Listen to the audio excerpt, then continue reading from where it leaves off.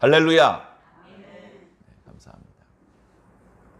오늘 말씀을 준비하면서 하나님의 백성이 아니었던 사람이 하나님의 백성이 되는 과정에 대해서 생각해 보았습니다. 본래는 하나님의 백성이 아니었습니다. 확실합니다. 하나님이 누군지도 모르고 믿지도 않았습니다. 그런데 나중에 보니까 하나님을 철저히 믿는 영적인 사람이 되었어요.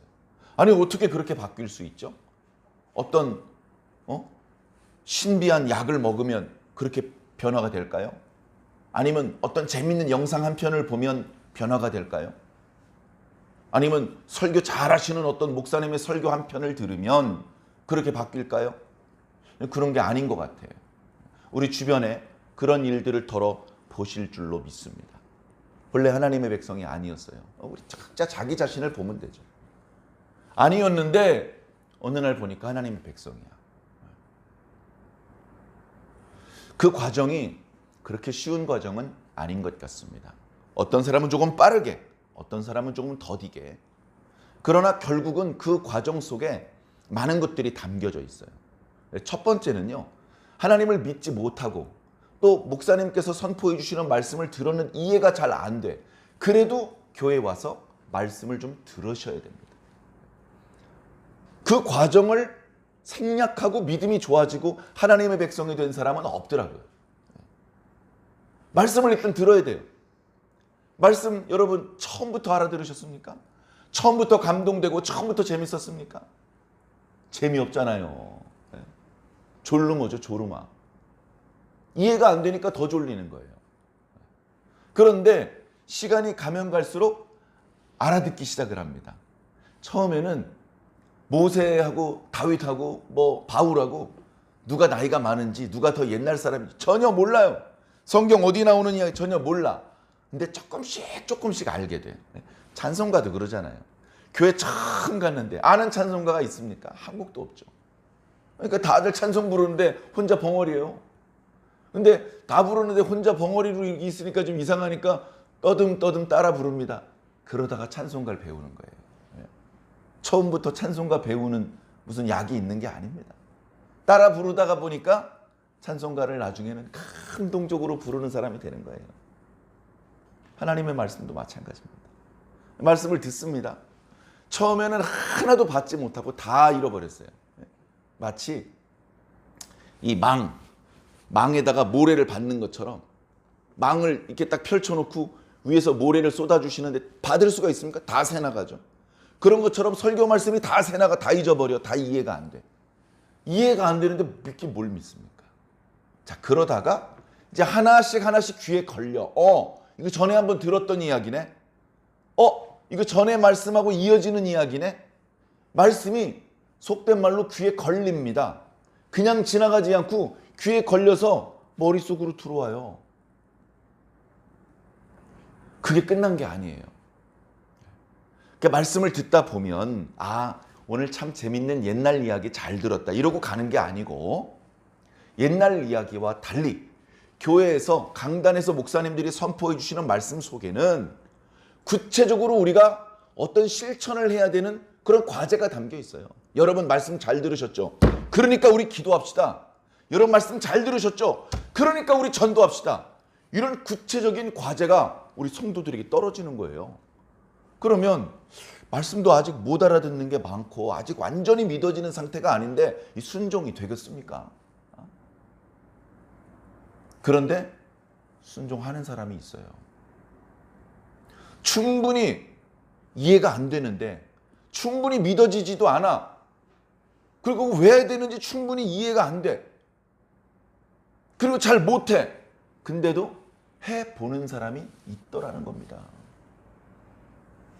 거기서 이제 갈라지는 거예요. 갈라져. 우리 지난주 말씀 제목이 성공과 실패의 분수령이었는데 분수령은 뭡니까? 이렇게 산맥이 있으면 하늘에서 비가 떨어졌을 때 어떤 물방울은 이쪽으로 흘러내려가고 어떤 물방울은 저쪽으로 흘러내려가는 물이 나누어지는 그게 분수령이잖아요. 처음엔 비슷해요. 다시 말해서 성공할 수도 있고 실패할 수도 있어요. 근데 결정적인 어느 순간 방향을 어떻게 잡느냐에 따라서 돌이킬 수 없는 실패로 떨어질 수도 있고 절대 실패할 수 없는 성공의 길을 갈 수도 있는 겁니다. 하나님의 말씀을 듣고도 교회 와서 하나님의 말씀을 여러 번 듣고도 천국 백성이 될 수도 있고, 그렇게 들었는데도 지옥 백성이 될 수도 있어요. 그 갈림길이 어디서부터 시작되느냐? 말씀을 실천하는 데부터 시작돼요. 목사님이 기도하라고 말씀하십니다. 여러분, 히스기야가 기도했습니다. 여러분, 베드로가 기도했습니다. 여러분, 예수님도 기도했습니다. 그러니까 우리도 기도합시다. 그거 못 알아듣는 거 아니에요. 기도하자는 말씀이구나. 근데 뭐죠? 예배 끝나고 집에 와서 자려고 이불 덮고 생각해 보니까 기도를 해본 적이 없어. 기도하는 거 들어본 적은 있지. 목사님도 기도하시고, 예배 시작할 때 무슨 장로님도 기도하시고, 권사님도 기도하시고, 예를 들면 기도하는 걸 들은 적은 있어. 근데 내가 기도한 적이 없는 거예요. 그래, 나는 기도한 적이 없으니까 생략 자버리면 그 사람은 천국 백성 되기 어렵습니다. 그런데 그래도 기도하라고 했는데 해야지. 어떻게 하지? 나 어떻게 하는지 모르는데. 낮에 예배 시작하기 전에 어떤 권사님이 참 감동적으로 기도했던 대목이 생각나. 그래서 그걸 따라해 보는 거예요. 여러분, 인간이 말을 배울 때 어떻게 합니까? 엄마 품에 안겨서 젖 빨다가 엄마가 아주 그냥 시끄럽게 막 뭐라고 얘기하잖아요. 뭐라고 얘기를 하죠. 그러면 엄마의 입모양을 보면서 자기도 따라합니다. 정확하게 발음이 되나요? 정확하게 따라할 수 있게 되나요? 엉터리 발음이 나오죠. 웅냥웅냥. 그러면 엄마는 또 얘가 엄마라고 했다고 감격을 합니다. 막 웃어주고 박수 쳐주고 그러면 신이 나서 웅냥웅냥 더 열심히 하죠. 그러다가 엄마가 터지는 거예요. 맞죠? 저만 그랬나요? 여러분 다 그랬습니다. 기도도 그렇게 터진다고요. 입 다물고 아무것도 안 하고 막 성령님께서 불을 쏟아주시면 기도가 갑자기 막 터져 나올 줄 알고 입 다물고 기다리면 기도 영원히 안 터져요. 내가 나이가 50인데 5살짜리 기도하는 수준이네. 그래도 그 기도부터 시작해야 돼. 우선 거기서 멈추면 안 돼. 계속 기도를 하다 보면 옹알이에서 엄마도 되고 아빠도 되고 그러다가 문장이 되는 거예요. 이제 어른스럽게 말할 수 있는 것이죠. 기도가 그런 겁니다. 다시 말해서 왜 그걸 해야 되는지도 모르고 잘 하지도 못하지만 그래도 말씀하셨으니까 순종을 할 때 그때 변화가 되고 그때 기적이 일어나는 거예요. 골리앗을 내가 어떻게 떨어뜨려? 그리고 다윗이 열중쇼하고 있었으면 골리앗이 쓰러졌을까요? 돌멩이를 뭐 하나 던졌으니까 그 돌멩이에 하나님의 능력이 실려서 골리앗이 쓰러진 거죠. 하나님의 도움 없이 다윗의 힘만으로 쓰러뜨렸다? 그렇게 믿는 사람이 어디 있습니까? 불가능하죠. 근데 쓰러졌어요. 왜? 하나님의 능력이다 이건. 다윗이 뭔가 했으니까 그 위에 하나님의 능력이 나타나는 거예요. 우리가 뭔가 할 때, 기도 못하는데 기도하려고 할 때, 봉사 못하지만 봉사하려고 할 때 그렇게 하려고 하는 나 위에 하나님의 능력이 오시는 겁니다. 아무것도 안 하고 뒷짐지고 있는 하나님의 능력이 오려고 해도 못 오죠. 그렇게 하나님의 능력을 한 번 경험하고 두 번 경험하다가 그러다가 하나님 백성 되는 거예요. 그러다 천국 백성 되는 겁니다. 천국 백성 되는 걸 한번 생각해 보세요. 죄인은요, 하나님과 하나가 될 수가 없어요. 하나님과 하나가 될 수가 없다고요. 그런데 하나님과 도저히 하나가 될 수 없었던 죄인이 나중에 보니까 하나님과 하나가 돼 있네? 이게 천국 백성 되는 거예요. 하나님과 하나가 되는 거. 이게 천국 백성 되는 것이고 이게 하나님 백성 되는 겁니다. 그게 하루아침에 안 돼요. 교회 부지런히 출석하시고 부지런히 말씀 들으시기 바랍니다. 전에 어떤 목사님 그런 말씀 하시더라고요.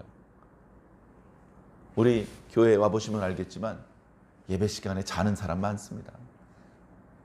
근데 그거 제 잘못 아닙니다. 무슨 말씀입니까? 말씀을 듣다가 설교 뒷부분에 자는 사람은 목사 책임입니다. 얼마나 수면제 같은 설교를 했으면 어떻게든 들어보려고 하는 성도들이 그렇게 다 자겠습니까? 근데 설교 시작하자마자 자는 건 목사 책임이 아닙니다. 말씀을 들어야 됩니다. 말씀을. 우리가 말씀을 잘 듣고 말씀을 잘 이해하고 잘 믿고 잘 순종하면 천국 백성 되니까. 마귀는 그 과정 하나하나를 다 방해합니다. 듣지 못하게 하고 이해가 안 되게 하고 믿지 못하게 만들고 순종하지 못하게 만들고 그 중에 고리가 어느 하나만 끊어져 있어도 우리는 하나님 백성이 안 되는 거예요. 그러니까 그 끊어진 고리를 다시 연결해야 되는 것입니다. 자, 오늘 5월 21일입니다. 교회 절기는 아니지만 부부의 날입니다. 왜 이 날을 부부의 날로 했느냐? 전체적으로는 5월이 가정의 달이죠. 그리고 21일은 두 사람이 만나서 한 사람이 되었다고 해서 부부의 날로 지킵니다. 국가 공휴일도 아니고 교회 절기도 아니지만 모두 그 의미를 가볍게 생각하지 않습니다. 자, 두 사람이 어떻게 하나가 될 수 있습니까? 불가능하잖아요. 죄인이 하나님과 하나 되는 것만큼이나 두 사람이 남남이 만나가지고 하나가 되는 건 어쩌면 더 불가능할지도 몰라요.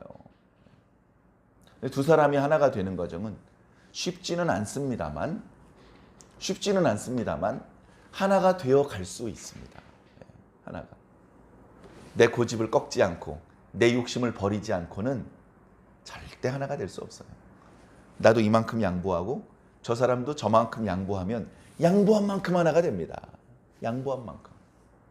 그 둘이 완전히 하나가 되려면 완전히 100% 양보해야 돼요.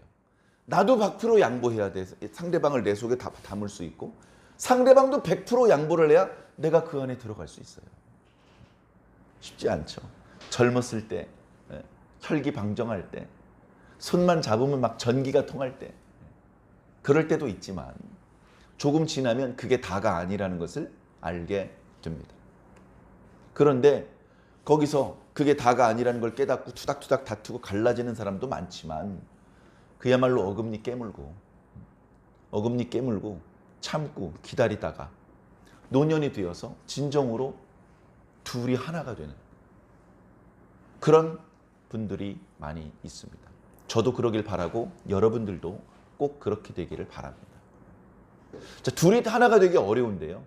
어떻게 보면 오늘 말씀이 둘이 하나가 되어야 되는데 하나가 둘이 되는 어쩌면 그런 속상하고 아름답지 않은 그런 말씀이 오늘 우리들 앞에 놓여 있습니다. 말씀을 살펴보시고 이렇게 하면 깨지겠구나. 이렇게 하니까 갈라지는구나. 이렇게 하니까 분열되는구나. 그냥 잘 지내고 있다가 갈라지고 깨지고 등 돌리면 되겠습니까?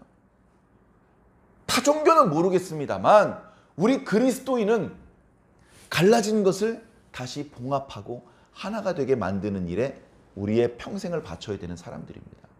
예수님께서 그걸 하셨고 우리 그분의 제자로서 같은 일을 해야 하는 것입니다. 첫 번째는 죄인을 하나님과 연결시켜야 되고요. 그리고 그 밖에 모든 불필요한 어떤 욕심 때문에 갈라져 있는 관계들을 화해시키고 화목시키는 역할을 해야 됩니다. 내가 그런 상황이 있으면 내가 먼저 화해의 손을 내밀어야 되고 제3자 입장이라면 양쪽을 잘 중재해가지고 다시 화합할 수 있도록 도와주는 그런 역할을 잘 해야 될 것입니다. 자, 오늘 말씀을 보면요. 참 불미스럽습니다. 자, 이게 근데 사실은요. 어떻게 보면 우리가 좋아하고 우리가 존경하고 본받고 싶어하는 다윗의 죄에서 시작했어요. 다윗이 죄가 없었느냐? 말도 안 되죠. 자잘한 죄는 성경에 기록도 안 돼 있고요. 엄청나게 큰 것만 2번 기록되고 있어요. 그 중에 한 번이요. 다윗의 간음과 살인사건입니다. 다윗이 어떻게 간음과 살인사건을 저지르죠? 다윗도요. 기도 안 하면 죄인이 되더라고요. 다윗도 기도 안 하면 우리랑 똑같은 아니 우리보다 더 나쁜 죄인이 될 수 있습니다. 지금 저와 여러분들도 지금 하나님의 영에 감동을 받아서 이게 하나님의 백성의 모습으로 하나님 앞에 이렇게 겸손히 엎드려서 경배를 드리고 있지만 우리도 기도하지 않으면 우리도 방심하면 우리도 우리들의 영혼을 마귀에게 내줘버리면 얼마든지 지옥 백성 될 수 있고 얼마든지 나쁜 짓을 서슴지 않고 저지르는 나쁜 놈들이 될 수 있습니다. 정신 똑바로 차리고 항상 지켜내야 됩니다. 다윗이 그걸 못했어요. 늘 잘하다가 이때 못했어요. 자기 병사들이요 암몬과 싸워요. 암몬이 간단하게 제압될 수 있을 줄 알았는데 생각보다 시간이 오래 걸려. 암몬의 수도 라빠성이 이중성벽인데 이스라엘뿐 아니고 기록을 보면 그 주변에 있는 민족들이 암몬만 공격했다면 라빠에서 포기하고 돌아가. 아무리 오랫동안 포기를 해도 그 안에 샘도 있고 양식이 충분하니까 항복을 안 합니다. 그리고 뭐 돌멩이를 날려보고 다 해봤는데 안 무너져요. 그러다 보니까 다윗의 용맹한 장수들이 여러 명 그 성을 공격하는데도 불구하고 안 무너지는 거예요. 그래 왕은 부하 장병들을 다 보내놓고 게으름을 피우고 있습니다. 우리 그때도 말씀드렸지만 다윗이 뭐하고 있었느냐? 저녁에 깼어요. 도대체 뭘 하면 저녁에 잠에서 깹니까? 그 전날 밤새 술을 마셨는지 뭘 했는지 모르겠지만 낮 내내 드렁드렁 자다가 저녁 때쯤 되니까 해가 질 때쯤 되니까 선선하니까 깼어. 얼마나 게으르고 단정하지 못한 모습입니까? 그렇게 왕궁 옥상을 왔다 갔다 하다가 어느 집의 여자가 목욕한 걸 본 거예요. 그리고서는 그 여자가 자기 부하 장수의 아내인 걸 알면서도 강제로 데려다가 간음을 했어요. 간음. 며칠 지나니까 그 여자가 어떡하죠? 임신한 것 같아요. 연락이 옵니다. 야, 이거 큰일 났네. 그 녀석이 벌써 몇 달째 암몬 공격하느라고 집에 온 적도 없는데 이 여자가 임신을 하면 내가 아무리 입단속을 해도 내가 그 여자를 간음했다는 소문이 퍼질 텐데 이게 무슨 망신이냐 해가지고 입을 막아야 돼. 그래가 처음에 쓴 방법이 그 여자의 남편을 그 전장에서 집으로 복귀시킵니다. 수고 많았어. 며칠 쉬었다가. 그래서 그 휴가 기간 동안에 집에서 아내하고 잠자리를 같이 하면 그 아이가 왕의 부정을 저질러서 생긴 아이가 아니라 그때 휴가 나왔을 때 생긴 아이다. 이제 이렇게 덮고 은폐시키려고. 근데 충직했던 그 장수는 집에 가지 않습니다. 왕궁 옆에 부대원들과 함께 거기서 잡니다. 아니 왜 집에 가지 않느냐? 집에 가라니요 왕. 그런 말씀을 하지 마십시오.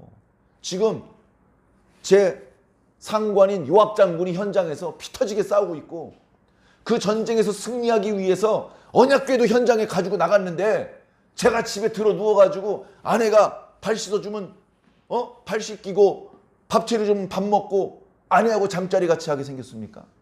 저한테 집에 가라고 하지 마십시오. 다윗이 술을 먹입니다.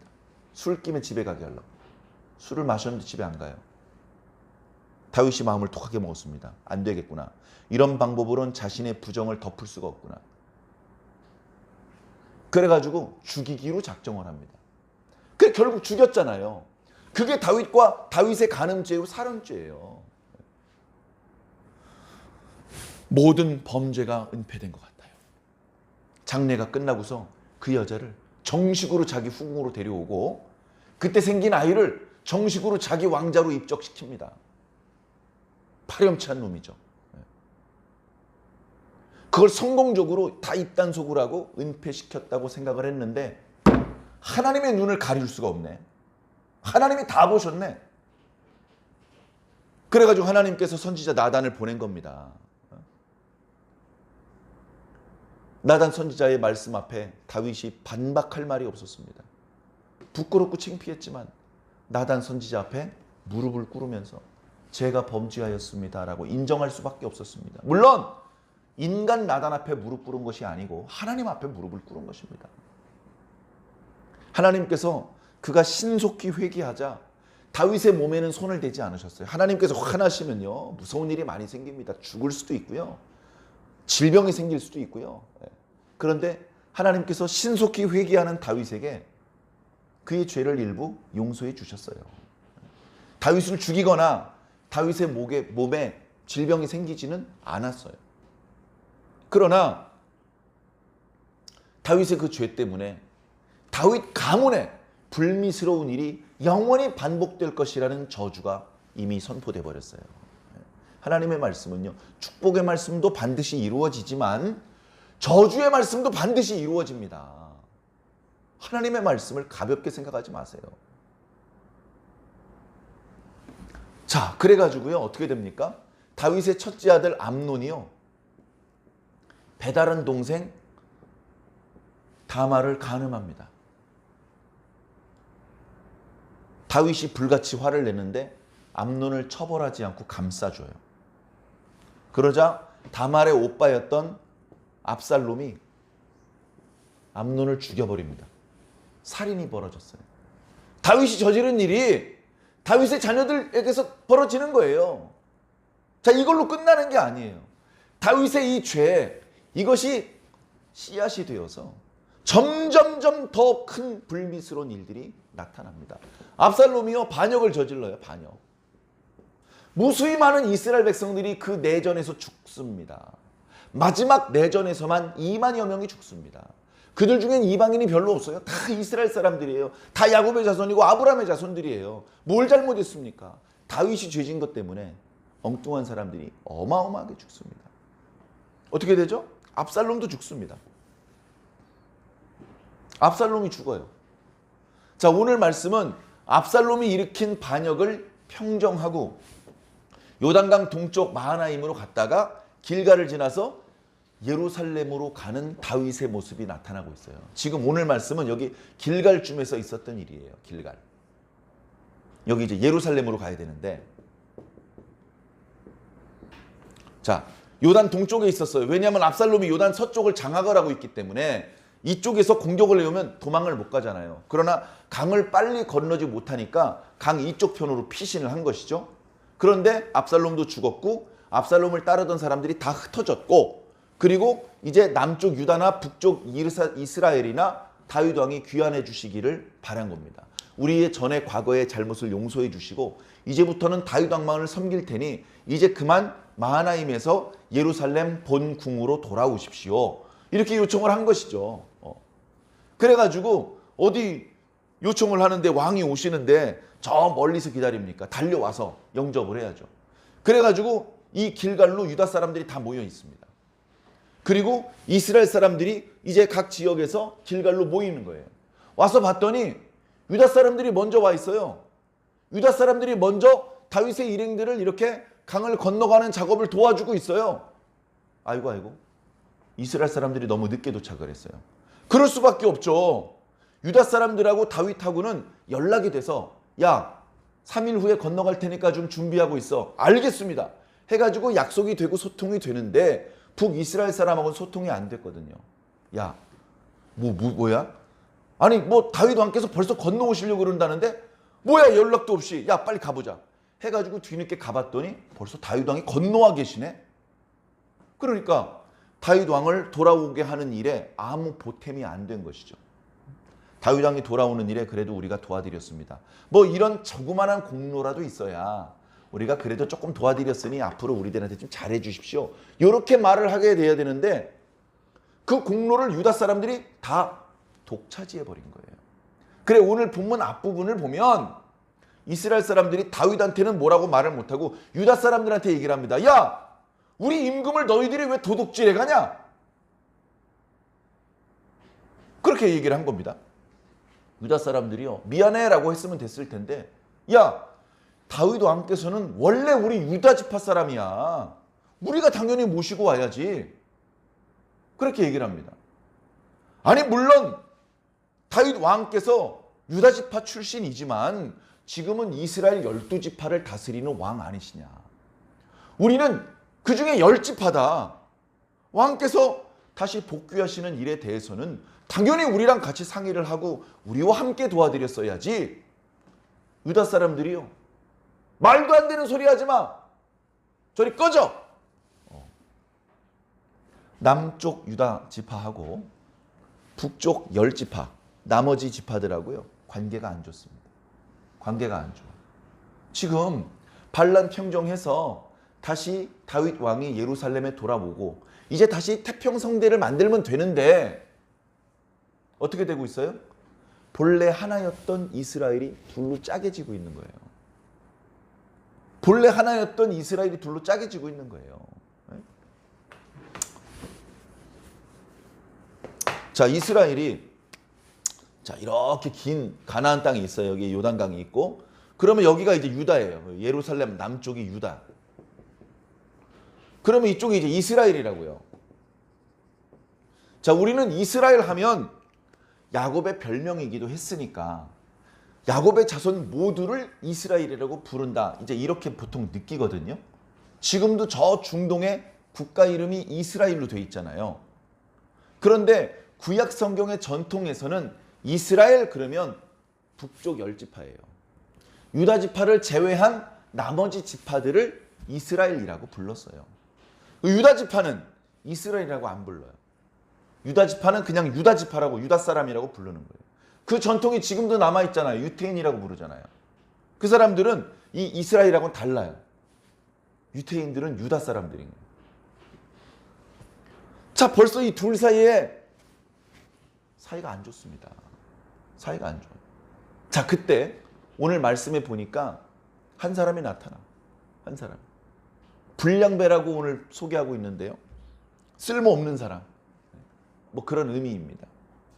그런 사람이 딱 나타나요. 이름이 이제 세바예요. 베냐민 출신이에요. 베냐민 출신은 다윗이 왕이 되기 전에 왕이었던 사울의 지파예요. 베냐민 지파 바로 이제 예루살렘을 끼고 바로 여기 위에 있어요. 그래서 이 북쪽 이스라엘 전체 지파를 지금 대표하고 있어요. 거기서 지금 이 길갈에서 유다 지파하고 이스라엘 사람하고 옥신각신하고 있어요. 유다 사람이 숫자가 적은 것 같아도 밀리지를 않아요. 다윗 왕이 중재를 하지 않아요. 다윗 왕이 유다 지파 뒤에 딱 숨어 있어요. 그런 상황에 이 세바라는 사람이 나팔을 붑니다. 나팔. 이 나팔은요 원래 무슨 뜻이냐면요, 군사 행동을 할 때 신호를 주기 위한 거예요. 나팔을 부니까요 이스라엘 사람하고 유다 사람하고 막 옥신각신하다가 갑자기 조용해져요. 뭐야 이거, 무슨 나팔 소리야 갑자기. 누가 나팔을 부는 거야? 그래서 나팔 부는 쪽을 보니까 거기에 이 세바라는 사람이 있는데 큰 소리로 뭐라 그러냐면, 여러분 우리는 다윗과 난을 분 것이 없고 이새의 아들에게서 받을 유산이 없습니다. 그렇게 얘기를 하는 겁니다. 그랬더니 유다 지파하고 옥신각신했던 이스라엘 사람들이 그런 것 같네. 말이야, 암만 유다 지파 출신이라도 그렇지. 그래도 온 이스라엘의 왕이면 공정해야지. 유다 지파 편만 들고 유다 지파하고만 일을 하고 그러면 되겠어? 그럼 우리가 섭섭하지. 그렇게 생각했던 이스라엘 사람들이, 북쪽 10지파 사람들이 세바를 따라가 버렸어요. 세바를 따라가 버렸어요. 유다 사람들은요 다윗을 따라갔어요. 이제 진짜 짜게지는 겁니다. 본래 하나였던 이스라엘이 남북으로 짜게지고 있는 거예요. 역사적으로는 다윗의 손자 르호보암 때 실질적으로 남왕국과 북왕국이 분단됩니다. 그때는 실질적으로 북왕국에 별도의 왕이 생겨요. 북쪽에 별도의 수도가 생겨요. 그래서 남북으로 갈라지는데 북쪽이 더 영토도 넓고 인구도 넓고 군사도 많고 경제력도 크고 유다가 쫄딱 망하는 분위기입니다. 그나마 하나님께서 다윗과 맺었던 언약을 기억하셔서 진작에 망했어야 될 유다가 오히려 북이스라엘보다 136년을 더 존속합니다. 유다가 잘해서 그런 것은 아니고 그런 모습을 통해서 하나님께서 오늘 우리들에게 말씀하시려는 메시지가 있어서 그런 것이죠. 자, 그렇게 남북으로 짜게지고 있는 거예요. 남북으로. 자, 다윗이 아마도 경황이 없었을 겁니다. 다윗이 지금 왕복도 제대로 갖춰 입지 못하고 며칠째 제대로 먹고 씻지도 못해서 행색도 남루한데 그 앞에서 근엄하게 어허! 왕 앞에서 왜 이렇게 시끄러운 것이냐, 조용히 하거라 하면서 뭔가 리더십을 보여주지 못했던 것 같습니다. 그저 숨을 죽이고 유다 사람들 하는 대로 하자고 북이스라엘 사람이 등 돌리고 갔는데도 불구하고 그냥 유다 사람들과 함께 예루살렘으로 돌아온 것이죠.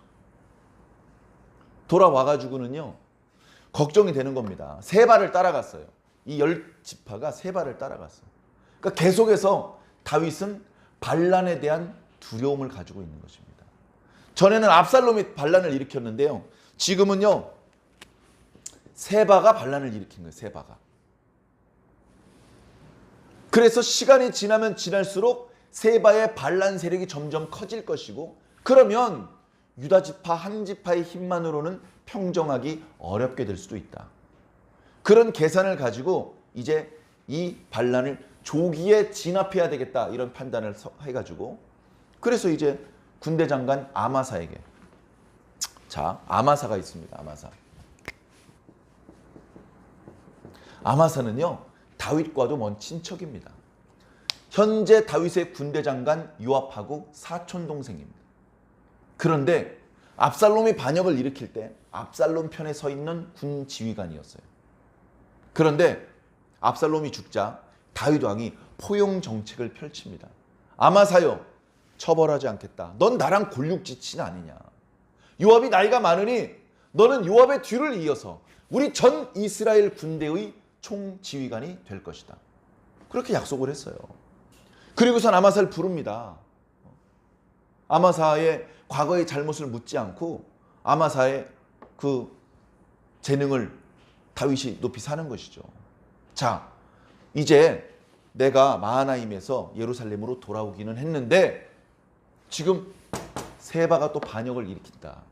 그러니까 너는 빨리 유다로 가라. 원래 유다 지파 사람이니까 빨리 유다 이쪽 고을 저쪽 고을 돌아다니면서 큰 목소리로 병사들을 모집해라.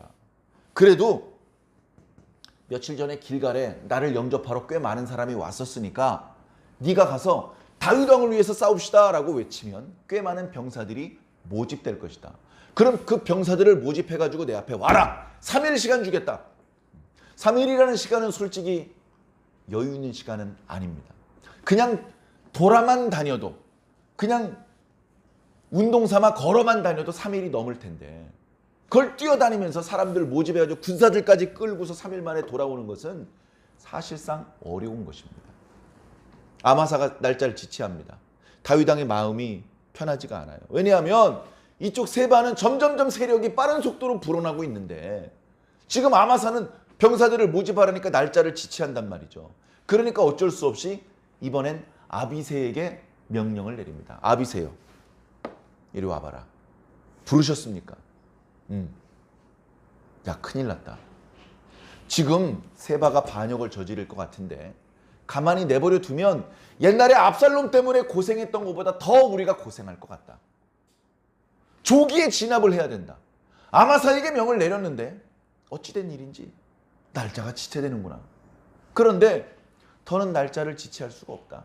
아비새요, 네가 동원할 수 있는 병사들이라도 이끌고 가서 세바를 추격해서 이 반란을 잠재우고 오너로 해라. 아비새가 출발을 합니다. 옛날에 요단강 동쪽에 있을 때 압살롬의 군대하고 싸울 때 다윗이 군대를 세 부대로 나누었어요. 한 부대는 요압이 원래 군 지휘관이었으니까. 그 다음에 또 한 부대는 요압의 동생이었던 아비새. 그리고 마지막 부대는 주로 이방인들로 구성되어 있는 오늘 말씀에도 나오는 블렛 사람, 그렛 사람, 가드 사람 이런 사람들로 구성되어 있는 그런 용병 부대였습니다. 지휘관도 이때라고 하는 가드 사람이 맡았습니다. 그렇게 세 부대로 나누어서 압살롬의 군대랑 싸우는데 크게 이겼죠. 그래, 이 편에 서지도 못하고 저 편에 서지도 못하고, 아니 압살롬이 반역을 저질렀을 땐 오히려 압살롬 편에 섰던 유다 사람들은 지금 세바의 반역을 위해서 다윗과 싸우려고 섣불리 나오질 않습니다. 그래도 그동안 계속해서 함께 싸움을 해왔던 요압의 병사들, 아비새의 병사들, 그리고 그렛 사람과 블렛 사람들이 다윗을 위해서 싸우러 나오는 거예요. 그런데 이때 보세요. 다윗은 요압이 문제가 있는 사람이기 때문에 자기 말을 듣지 않고 아브넬을 죽였죠. 압살롬 죽였죠. 그런 문제가 있는 사람이기 때문에 이번 일도 요압이 아니라 요압의 동생 아비새에게 명령을 내립니다. 명령도 받지 않았는데 요압이 현장에 가 있어요. 현장에서 동생을 제치고 자신이 군 지휘관인 척합니다. 그러고 있어요. 자, 그래가지고 병사들을 이끌고 세바가 베냐민 사람이니까 베냐민 땅으로 올라갔겠죠. 올라갔는데 거기 아마사가 있습니다. 거기 아마사가 있어요. 병사들을 모집하다가 거기서 대기하고 있었던 모양입니다. 다윗 왕이 병사들을 보낸다니까 그 병사들과 자기가 그동안 모집한 사람들과 합류시켜서 연합 군대를 만들어가지고 세바의 반란을 이제 잠재우기 위해서 기다리고 있었던 모양입니다. 그런데 요압은요, 야, 다행이다. 아마사가 일단의 병사들과 함께 있으니 저들과 힘을 보태면 이번 반란을 잘 평정할 수 있겠다. 그런 생각을 하는 게 아니에요. 다윗 왕이 나를 미워하는구나. 다윗 왕이 지난번에 내가 아브넬을 죽였다고 막 나를 저주하더니 내가 압살롬을 죽이니까 바로 군 지휘관을 바꿔버리네. 그래, 네가 신임 군 지휘관이냐? 내가 널 죽이면 내가 다시 군 지휘관이다. 이런 인간적인 욕심을 품고 있는 겁니다. 그러니까 이게 모양새가 어떻게 되냐면요. 처음에 다윗의 범죄로 시작해가지고요. 남북 이스라엘이 갈라지는 일까지 벌어지고 유다 안에서도 군 지휘관끼리 죽고 죽이는 일이 벌어지는 겁니다. 내전에 또 내분이 또 일어나고 있는 거예요. 그저 기분 나쁘다 만 게 아니고요. 정말로 찔러 죽인 겁니다. 요압하고 아마사도요. 사촌입니다. 사촌. 자기 어머니하고 저쪽 편 어머니하고 자매예요.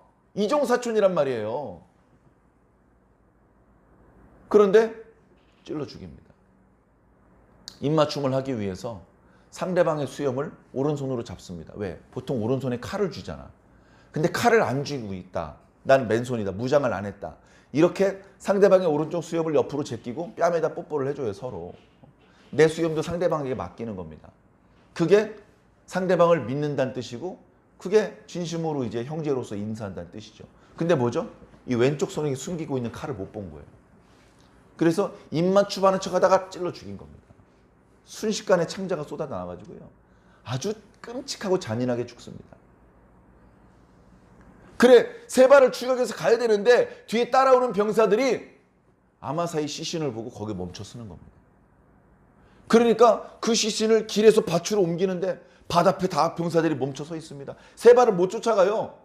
그 겉옷을 덮었는데 그래도 안 쫓아와. 그래서 그 시신을 다 처리를 하니까 그제서야 요압을 대장으로 해서 세 발을 쫓아가는 거예요. 어찌어찌 반란이 평정될지는 모르겠습니다만 과연 다윗의 왕국이 진정으로 하나로 연합될 수 있을까? 백성은 백성들대로 소외감 느끼는 사람 없이 하나로 연합돼야 되고 그 백성들과 하나님과 또 연합돼야 되고 이렇게 하나가 될 때 아름답고 행복할 수 있거든요. 이렇게 되면 하나가 될 수가 없어요. 자, 어떻게 하다가 갈라졌는지, 어떻게 하면 갈라지지 않을 수 있는지 한번 생각해 보겠습니다. 자, 첫 번째는요. 첫 단추를 잘 꿰야 되는데요. 첫 번째는 뭐냐? 원수에게 기회를 주면 안 됩니다. 원수에게 일단 기회를 줘보세요. 어떻게 되겠습니까?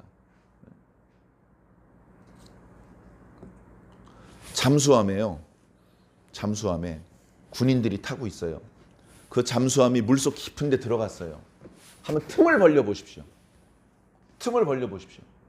물이 들어올까요? 안 들어올까요? 미친 듯이 쏟아져 들어올 겁니다. 그죠? 자, 우리의 영혼에 마귀를 향해서 틈을 한번 열어보십시오. 마귀가 들어올까요? 안 들어올까요? 미친 듯이 쏟아져 들어온다고요. 야, 여긴 마귀가 없는 데다. 그런 데가 어디 있습니까? 그러니까 어떻게 해야 돼요? 애초에 틈을 보이지 않아야 돼요. 애초에 마귀에게는 틈을 절대 보여주면 안 되는 거예요. 애초에. 다윗이 틈을 보였잖아요. 여지없이 찌르고 들어옵니다. 다윗의 눈에 목욕하는 여자가 보이게 만든 거예요. 이거 하나님께서 그렇게 하셨겠어요? 마귀가 그렇게 한 겁니다. 우리도 마찬가지예요. 귀도 좀 쉬어보십시오. 귀도 쉬어보시면 우리 눈에 뭐가 보일까요? 전도할 일, 봉사할 일이 보일까요? 죄 지을 일이 보일까요? 죄 지을 일이 보이기 시작하는 거예요. 네? 다윗도 그랬는데 여러분들은 안 그럴 것 같습니까? 기도 안 하면요. 죄 지을 길로 가는 길이 활짝 열리는 거예요. 마귀에게는요. 우리의 원수는 남편의 원수는 아내가 아니잖아요. 우리는 한편이고 마귀가 원수란 말이에요. 그 마귀에게 틈을 보여주면 안 돼요. 반드시 들어옵니다. 자, 그 다음에 문제가 생겼어요. 문제가 생겼으면 자신 혼자만의 능력으로 쉽게 해결할 수 있는 문제가 아니면 그럼 기도해야죠. 개미가 내 발등 위로 올라왔는데 콕 물었어. 아프잖아요. 그러면 이제 손가락으로 개미를 이렇게 비벼서 죽이면 끝나는 거예요. 그걸 가지고 3일 동안 금식 기도할 건 아니란 말이에요. 그죠? 그런데 내 힘으로 해결할 수 없는 문제들이 살면서 생기잖아요. 네? 북이스라엘 사람하고 남유다 사람하고 거판 그 패싸움이 벌어지게 생겼어요. 그 다윗이 말릴 수가 없잖아요. 어떻게 해야 되겠습니까? 기도해야죠, 기도. 북이스라엘 사람들이 승질이 나가지고요, 나팔을 불던 세 발을 따라가 버렸어요. 그게 어쩔 수 없이 다윗이 예루살렘에 왔는데 그 문제를 어떻게 해결해야 되겠습니까? 기도를 해야죠, 기도. 기도했다는 이야기가 없어요. 다윗이 기도를 안 해요. 기도 안 하고 아마사에게 군인부터 내전을 일으키려는 거예요, 내전. 그래, 내전 일으키면 누가 죽습니까? 이방인이 죽습니까? 이스라엘이 죽습니까? 이스라엘 사람들끼리 싸워서 자기들끼리 죽이는 거예요. 전에는 동족들끼리 싸움을 피하려고 하나님께 도움을 청했던 다윗인데 지금은 기도를 하지 않으니까 어리석은 결정을 내리는 거예요. 이런 어리석은 결정을 내리는데 하나가 될 수 있겠습니까? 네? 교회 안에서도요, 다툴 일 많습니다. 집에서요, 신혼부부 애기도 없어 둘이 있어도 다툴 일 생길 수 있어요. 그럼 어떡합니까? 다툴 일 생겼으니까 다툴까요? 먼저 기도해야 됩니다. 문제가 있긴 있어. 그냥 넘길 수는 없어. 근데 다투는 방법 말고 다른 방법을 찾아봐야 되는 것이죠. 자, 기도까지 했으면 먼저 화해를 해야 됩니다. 화해를 해야 됩니다. 네. 예를 들면 이렇게 할 수 있었을 거예요. 이스라엘 사람들은 몰라도 유다 사람들은 다윗의 말을 듣잖아요. 다윗을 좋아하잖아요. 관계가 좋잖아요. 소통이 잘 되고 있잖아요. 그러니까 거의 유다 사람들 잠잠히 좀 계시오. 말이 좀 너무 지나치오. 여러분들이 잘못한 건 없지만 그래서 이스라엘 사람들한테 미안하다고 한마디만 해줍시다. 이랬으면 안 갈라졌어요. 왜 등져요? 원래 같은 핏줄인데 같이 힘을 합해서 다른 이방인들과 싸워야지. 자기들끼리 싸울 일이 없죠. 그래요. 다윗 왕이 귀환하시는 일에 대해서 우리가 사실은 여러분들하고도 상의를 했어야 되는데 우리가 생각이 짧았어. 우리가 너무 급하고 조급한 마음에 하루라도 빨리 다윗 왕을 귀환시켜야 되겠다는 생각에 그만 당신들한테 상의해보지도 못하고 이렇게 다윗 왕을 귀환시키게 되었어. 그 부분은 우리도 우리의 잘못을 인정합니다. 이런 식으로 얘기를 했더라면 북이스라엘 사람들의 체면을 조금 살려줬더라면 반란이 일어나고 내전이 일어났겠습니까? 그걸 안 한 거예요. 원래 화해는요, 잘못한 사람이 하는 게 아닙니다. 미안하단 말은 잘못한 사람이 하는 게 아니고 큰 사람이 하는 겁니다. 잘못은 내 쪽보다 저쪽이 더 많이 저질렀어도 내가 인격적으로 큰 사람이면 내가 잘못했다고 손을 내미는 겁니다. 네? 만원버스에서 옆 사람이 내 구두를 밟았는데 난 밟혔는데 밟힌 내가 죄송합니다. 선생님 구두 밑에 제 발을 집어넣어서 얼마나 놀라셨겠습니까? 죄송합니다. 크니까 그렇게 말하는 거예요. 자기 구두 더러워졌고 자기 발가락이 깨지게 아픈데 그걸 참고 먼저 미안하다고 말하는 거예요. 누가? 큰 사람이. 우리 그리스도인들이 우리 대한민국 사회에서 큰 사람들이 돼야 됩니다. 내 밥그릇 작아졌다고 승질내는 게 아니고 잘못한 거 하나도 없는데 미안하다고 말할 수 있어야 돼요. 그렇게 할 때 그리스도인들은 큰 사람들이구나. 그렇게 인정을 받을 수 있고 바로 그런 모습을 통해서 잃어버린 영혼들을 구제하고 많은 사람들을 옳은 대로 돌아오게 할 수 있는 것입니다. 이거 한국 기독교 총연합회 가서 할 얘기가 아니고요. 우리 완주 중앙교회부터 조그만 교회죠. 성도들도 많지 않지만 저와 여러분부터 큰 사람이 돼야 돼요. 큰 사람은 대단한 게 아닙니다. 먼저 기도하는 사람이 큰 사람이에요. 나이 5, 6살밖에 안 돼도 어떤 문제가 닥쳤을 때 하나님께 도와달라고 먼저 기도하는 그 아이가 그 교회에서 제일 어른이 장로예요. 장로. 먼저 기도하고 먼저 화해하고 먼저 용서하고 먼저 봉사하고 먼저 해야 돼. 좋은 거는. 그렇게 할 수 있을 때 원수에게 틈을 보여주지 않을 수 있는, 계속해서 영적으로 건강한, 하나님과 소통이 잘 되는, 마귀가 하나가 되는 것이 아니고 예수님과 하나가 되는, 본래는 천국 근처도 올 수 없었던 죄인인데 이젠 어느 모로 보나 하나님의 백성이 되어 있는 그런 저와 여러분들이 되어야 하지 않겠습니까? 오늘 다소 불미스러운 그런 내용의 말씀이지만 이 말씀을 반면교사 삼아서 저희들은 예수님 안에서 온전히 하나로 연합되는 그런 건강하고 행복한 교회가 되어야 되고, 또 예배 끝나면 여러분 각자 가정으로 돌아갔을 때 여러분들 가정이 그렇게 화목한 가정이 되어야 되는데, 화목한 가정의 핵심은 화목한 부부입니다. 오늘 부부의 날을 맞이해서 부부가 본래는 남이었지만 진정으로 하나가 되기를 바랍니다. 하나가 되는 과정엔 역시 똑같은 원리가 적용되는 것이죠. 부부 관계에 있어서도 마귀가 틈타지 못하도록 좋은 관계를 유지해야 됩니다. 그리고 문제가 생겼을 땐 하나님 이거 어떡하죠? 하나님께서 아무래도 이번에 좀 도와주셔야겠습니다. 하나님께 먼저 기도하고, 그리고 내가 잘못하지 않고 상대방이 잘못한 것 같았지만 내가 먼저 용서를 구하고 화해를 손을 내미는 거죠. 그래서 정말 성숙한 부부는요, 동시에 여보 내가 잘못했어 라고 손을 내미는 그 부부가 정말 건강한 부부입니다. 그 누구도 그 둘을 갈라놓을 수 없는, 하나로 하나님께서 하나가 되게 하신 것을 사람이 갈라놓을 수 없다고 하셨는데 그렇게 갈라질 수 없는 하나가 된 그런 부부가 되는 것입니다. 조금 닭살 돋을지 모르지만 우리 각자의 배우자에게 오늘 사랑한다, 미안하다, 고맙다라고 해주신다면 한번 멋쩍게 한번 웃고 또 더 다시 화목한 가정을 이룰 수 있게 되지 않을까. 그리고 동일한 원리가 우리 교회와 우리 각자의 공동체와 또 우리와 하나님과의 관계 속에 적용되어서 우리는 성도들끼리 그리고 하나님과 이렇게 온전히 하나로 연합되어서 하나님께 더 큰 영광을 돌릴 수 있는 그런 저와 여러분들이 꼭 되어야 될 줄로 믿습니다. 그런 저와 여러분들이 꼭 되기를 예수님 이름으로 간절히 축원합니다.